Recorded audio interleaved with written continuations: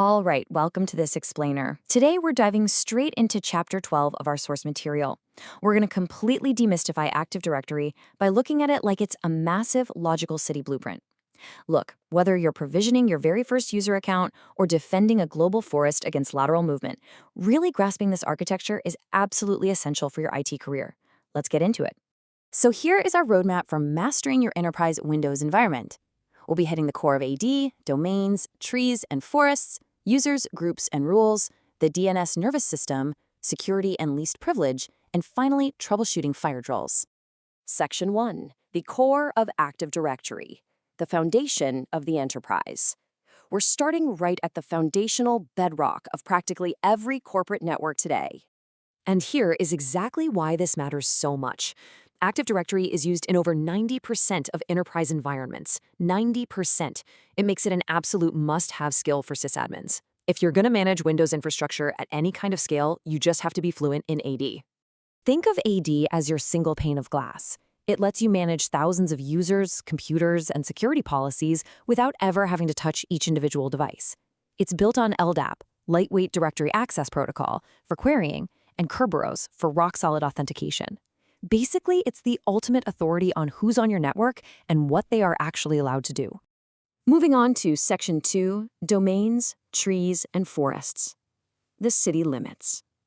Just like a real city has zoning laws and borders, Active Directory scales using a very specific hierarchy. Let's break this hierarchy down from the top. You've got the massive forest boundary, all the way down to individual neighborhoods known as organizational units, or OUs. Think of the forest as the ultimate security boundary. All domains inside it share a schema and trust each other implicitly. Inside that forest, you have trees sharing a contiguous namespace. Then domains. Those are your core administrative units where your policies live. Further down, you've got OUs, which really should mirror your actual organizational structure. And finally, the leaf-level objects themselves, like your individual users.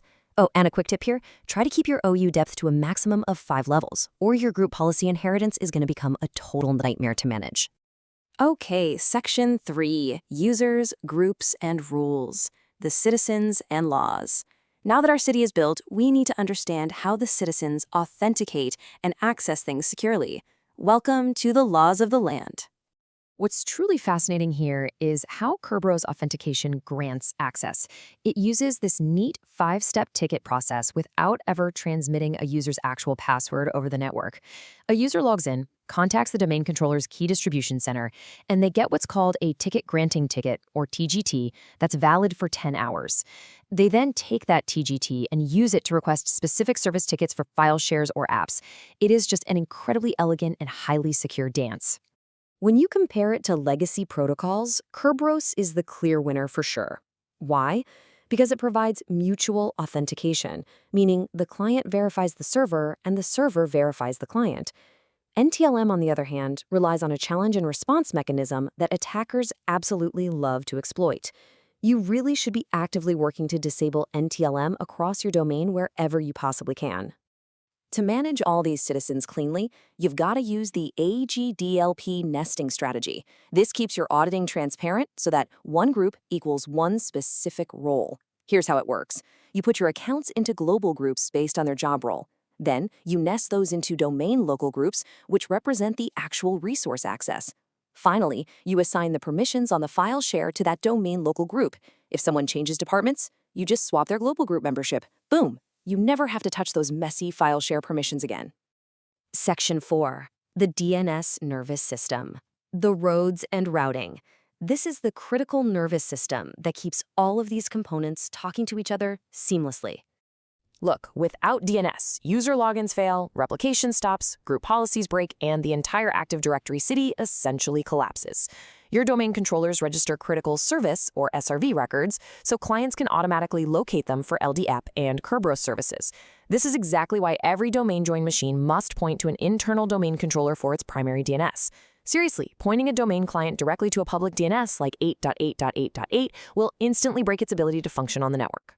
Now, when your domain controllers communicate over this nervous system to keep the directory database synced up, they do it in 2 distinct ways. Locally, within the same site, they use fast, uncompressed intra-site replication. That triggers just 15 seconds after a change is made. But across slower WAN links, they use scheduled, bandwidth-compressed intersite replication. And honestly, the coolest part? The knowledge consistency checker automatically maps out this entire topology for you behind the scenes. It makes sure data flows efficiently and saves sysadmins a ton of manual configuration headaches. Right, let's hit Section 5, Security and Least Privilege. The defense mechanisms. It's time to lock down our city infrastructure and protect it from credential theft and lateral movement. The Microsoft tier model categorizes your network assets into distinct levels. You start with Tier 0, which is the highly sensitive control plane, containing your domain controllers and public key infrastructure. Then it goes all the way down to Tier 2 for regular end-user workstations. Tier 1 sits right in the middle for your members' servers, like Exchange or SQL. By grouping assets like this, you can strictly enforce which admin accounts are allowed to log into which systems. And that brings us to the absolute golden rule of 80 security. Never use a Tier 0 account to log into a Tier 1 or Tier 2 system. Breaking this rule allows attackers to harvest cached credentials from lower-tier machines to completely compromise your entire domain. If you log into a Tier 2 receptionist's workstation with your Tier 0 domain admin account, those credentials get cached in memory. If an attacker compromises that workstation, they can use tools like Mimikatz to scrape those credentials and literally take over the entire forest. It's game over. When you're securing file access across those tiers, here's a bit of an insider best practice. Set your network share permissions wide open, like granting everyone full control. But manage the actual granular access exclusively through local NTFS permissions, because Windows evaluates both and applies the most restrictive permission, right? So funneling all your access control through NTFS keeps things centralized, predictable, and way easier to audit. Finally, Section 6. Troubleshooting the domain. The fire drill. Let's move into the practical reality of your first 30 days on the job, fixing things when the city infrastructure inevitably breaks. So, what do you do when a user is locked out? You're going to face this exact scenario constantly.